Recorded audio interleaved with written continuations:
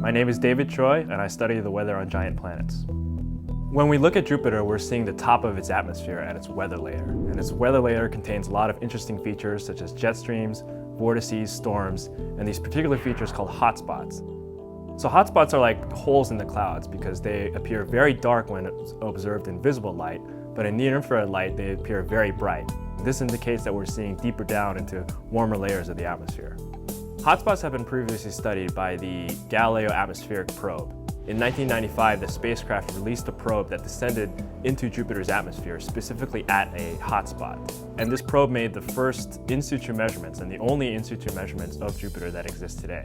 So it's very important to understand how hotspot meteorology works in order to place these in situ measurements from the Galileo probe in its proper context. In 2000, the Cassini spacecraft flew past Jupiter and created a series of still images that we compiled into time-lapse movies of Jupiter's atmosphere.